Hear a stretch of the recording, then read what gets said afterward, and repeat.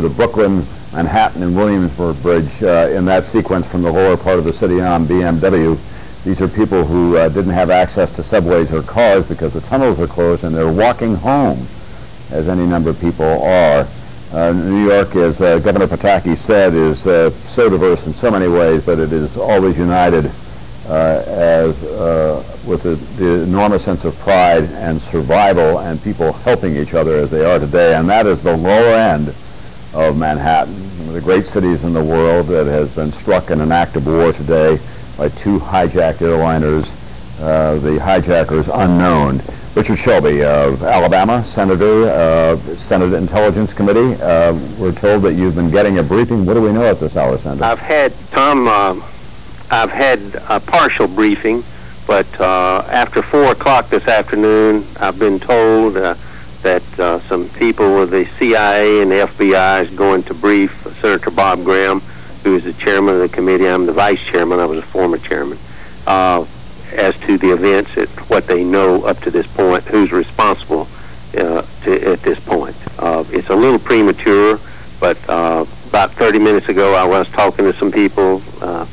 Everybody's deeply concerned about what happened. We should be. You mentioned war. This is war. I've said several times that this is a different type of war. It has no boundaries.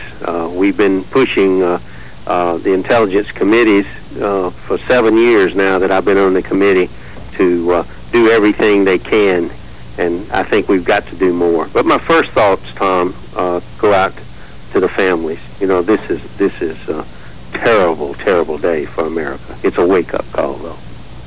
And what do we do after we get the wake-up call in terms of how this country must change? Obviously, security at airports will have to be tightened considerably when you have 4 planes taken, including one from the nation's capital.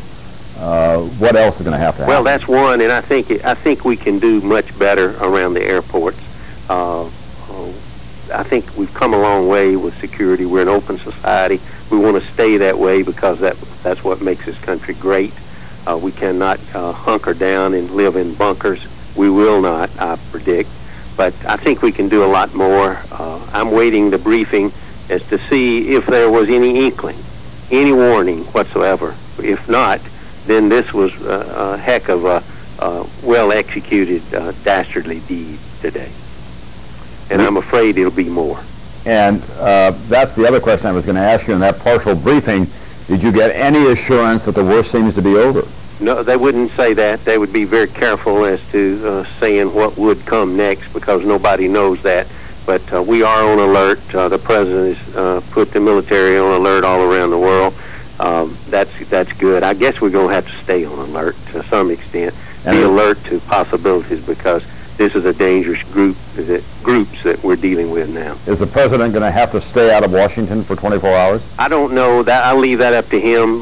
He will be advised by the people who give him security warnings and so forth. But I think sooner or later the president will come to the Capitol. He should come to the Capitol and reassure the American people. But that will be up to him, Tom. All right, Senator Richard Shelby, Vice Chair of the Senate Intelligence Committee, thank you very much for being with us today. We'd like to be able to talk with you again if we can after that 4 o'clock briefing. I know you can't give away details, but if we can invite you back, Senator, we'd like to do that. Let's go to NBC's Campbell Brown.